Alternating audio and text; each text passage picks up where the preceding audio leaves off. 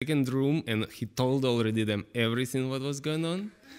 But they wanted from me the truth, you know. And they also knew that from another man, and this is God's provision actually, how they found us. Because when we did that crime and was going with all the stuff we stole, one man in the apartment building we were getting to, he was not sleeping at that night. And he just wanted to look at the window. I don't know what he was looking for, but he saw us, how we were going, and he knew me. And then next day he is hearing about this crime. So sure, he knows what's going on. And his son-in-law was working in that police station in the charge of that crime investigation, you know. So it was all connected. God was just using all of that. And so they just beat me and just put me into their room, another room that has no bed or no chair. It has just concrete floor and some wooden floor, a little bit like this, up higher. And they said, because you're so stubborn and telling us nothing, you just have to spend here some time, a while. Okay. And I remember that time. I was there and I was trying to sleep. It was like midnight, and I was just not able to sleep because everything was hurting. My kidneys hurting, like got bruises. They didn't hit face because then you can see bruises, obviously, but they just hit you here. Your ribs are hurting, everything hurting. And I was not able to sleep, and I was just thinking, Vitaliy, you are 16. It was almost 17. What's gonna be with your life? You just already drug addict. Some of your friends, look, they already died because of drugs. Others are in prison.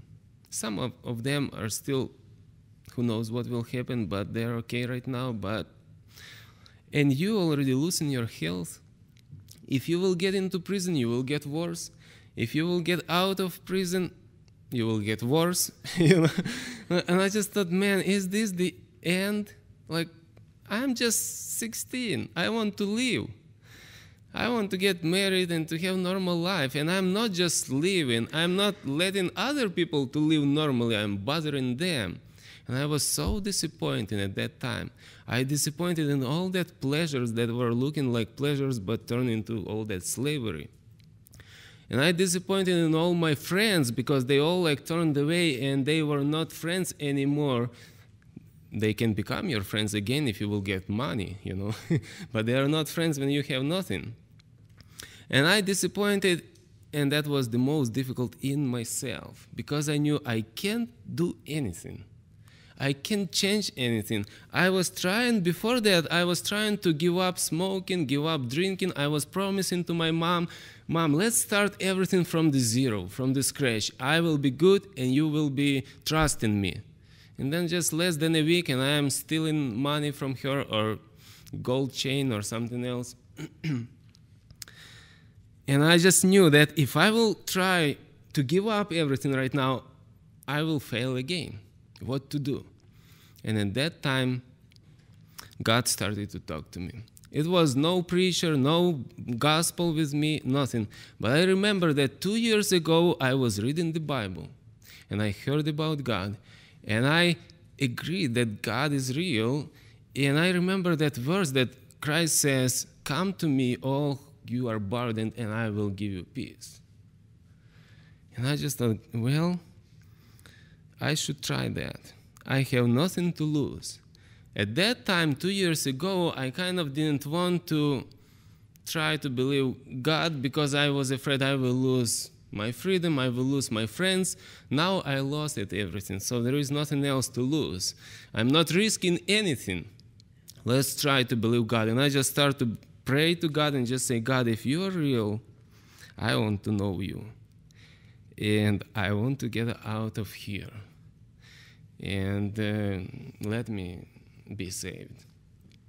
And you know, that was the prayer at that time, and that was the time when light just, it's like It's like you are walking inside the room and just turn on the switch and light suddenly just come out.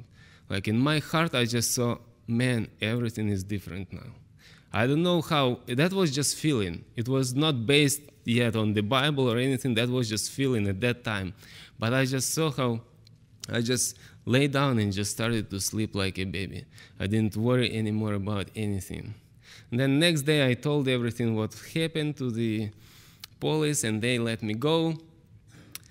And I was waiting till the court will be actual. It took like certain time, like 3 months or something, before final decision will be done. And according to the crime, I can get like up to 6 years of prison.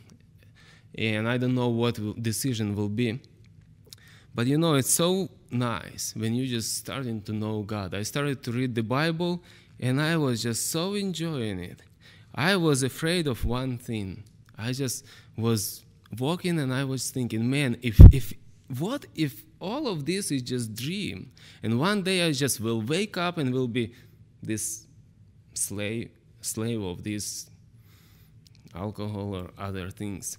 And I was just afraid that what if this is just dream? But I was just living and I just see this is not a dream. My old life becomes a dream now for me. But this is a reality. And isn't that nice? You know, people are angry at you because you are not living and bothering them. Your friends are angry, like police are angry at you. Other things are... But God has peace with you. You have peace with God. And you're just walking and you just don't care about anything. Like I remember talking with one of my friends and he's saying, so do you think you're so easy, just pray and you get forgiveness? We all will be in hell. And I say, you don't believe in hell and you don't believe in God. Why you say that? No, we just have to be punished for our sins. Okay, if you want to be punished, you will be punished. I'm going to believe in God. And I know that I have full peace with God, and I don't care what punishment I will get from the government because I'm worthy of hell. And if God will give me just 6 years of prison, I will use it as a blessing for preaching the gospel there, and I don't care. And it's such a peace in your heart, you know, that I was not able to tell, like, to explain it to the people, but I was just enjoying it. I remember I was going to that court when they had to decide, just put a New Testament in my pocket, inside pocket, and just smiling there. And they were just looking at me and just saying, what are you smiling for? And I said, well, I'm just with God and I'm enjoying my new life. Did you forget already everything, what you did? And I said, well, I didn't, you know, I hate what happened to me, but that was the best thing ever happened. Because God used it in such an interesting way, you know, that I know Him now. Okay, we will think about that. And I thought, man, I should be careful because I'm making them angry. But anyway, they let me go, and I just paid the fine, and they let me go, and then I just was completely free even from government. And, well, I saw that God is real and He changed all my life. And I met my friends, and my friends were saying, you are crazy.